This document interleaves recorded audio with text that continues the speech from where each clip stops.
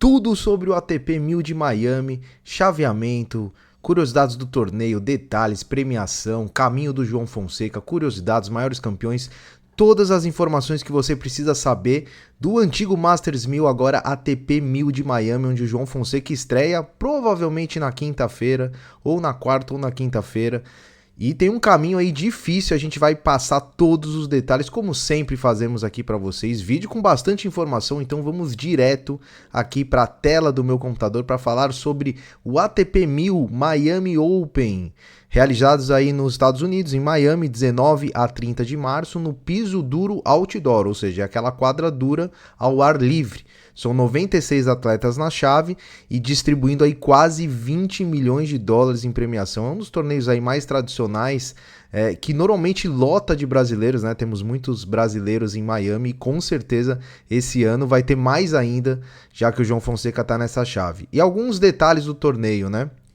Patrocinado pelo Itaú, é um evento de 12 dias, né? Então, torneio do ano ATP Masters 1000 entre 2002 e 2006 e novamente em 2008, e agora com vários jogadores aí do mundo todo para essa edição. Após 32 anos no Crandon Park em Key Biscayne, o torneio estreou no Hard Rock Stadium, que é a casa do Miami Dolphins, do time de futebol americano, em 2019. Primeiro campeão, Roger Federer, que derrotou o John Isner, tenista da casa, na final. E em 2022, Carlos Alcaraz, com 18 anos, conquistou seu primeiro título Masters 1000, tornando-se o campeão mais jovem da história do torneio. Então, olha aí, o homem a ser batido novamente, Carlos Alcaraz, assim como foi batido em Indian Wells, com uma exibição de gala de Jack Draper, e a gente vai falar também sobre a chave do torneio.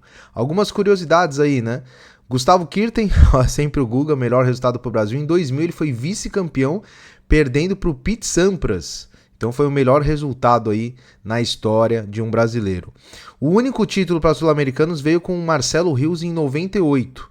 E na época a final era em 5 sets. Os torneios Masters 1000, durante um bom tempo aí, eles eram melhor de 3 sets até a final. A final era melhor de 5 sets, isso foi mudado depois. O Hard Rock Stadium, que é desde 2019, o torneio é sediado nesse estádio, que é o estádio do Miami Dolphins, um cenário único e moderno para as partidas, um cenário lindo aí no Hard Rock Stadium. E o Itaú, né, o patrocinador brasileiro aí, que esse torneio incrível, cuja história começou em 85 e passou a ser patrocinado pelo Itaú em 2015. Então são mais de 380 mil fãs de tênis, um dos torneios mais importantes aí do circuito profissional. Quem são os últimos campeões do Miami Open? Jannik Sinner, atual campeão, que não disputa a edição esse ano, então não vai poder defender seu título, e com isso deve perder aí, perderá aí 1000 pontos, por não conseguir defender o título. Daniil Medvedev em 2023, também campeão.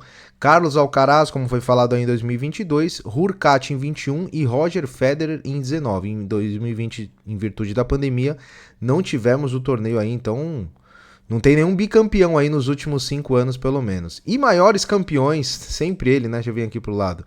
Sempre ele, Novak Djokovic, tem simplesmente 6 troféus, 2007, 2011, 2012 e um tricampeonato em 14, 15 e 16.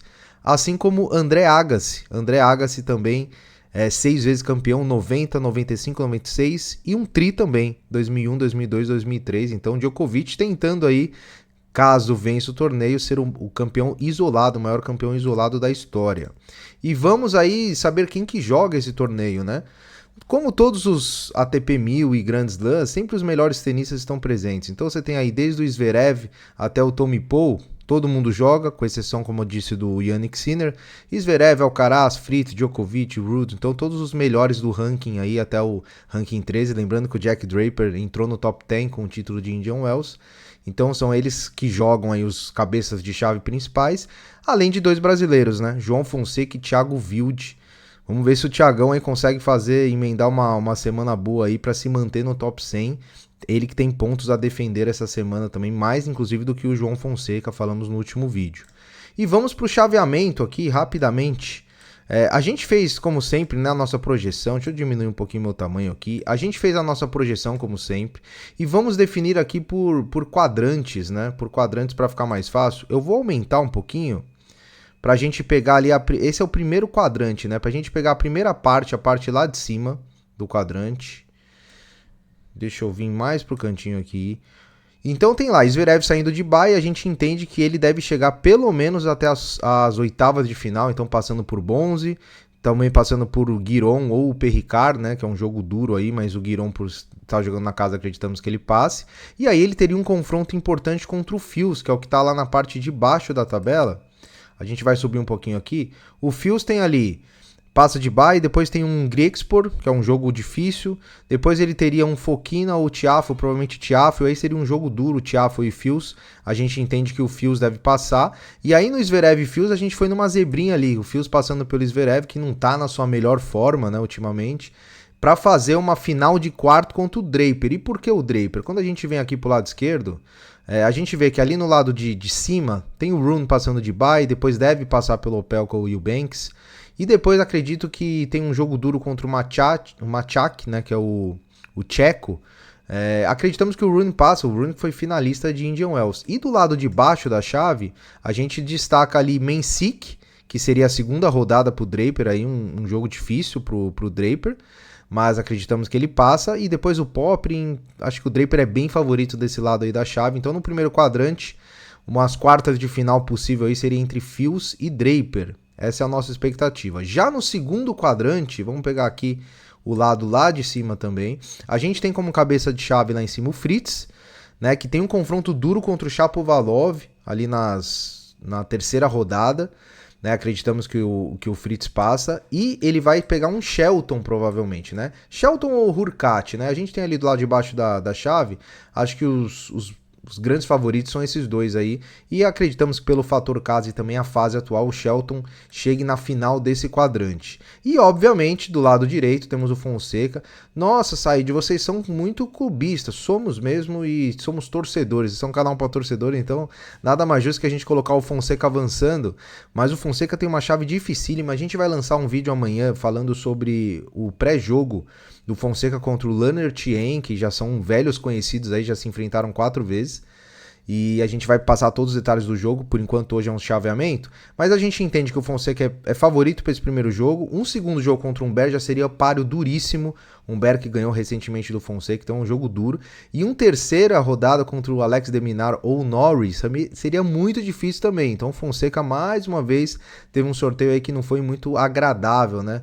Deixa eu vir um pouquinho mais pro meu lado direito aqui. Não foi muito agradável pro Fonseca esse sorteio, mas ele tem totais condições aí de avançar. E aí do lado de baixo da chave, ele também teria páreo duro. Berrettini e Rublev são os favoritos aí do lado de baixo. Lembrando que tem até o Nishikori aí também como tenista aí importante do lado de baixo.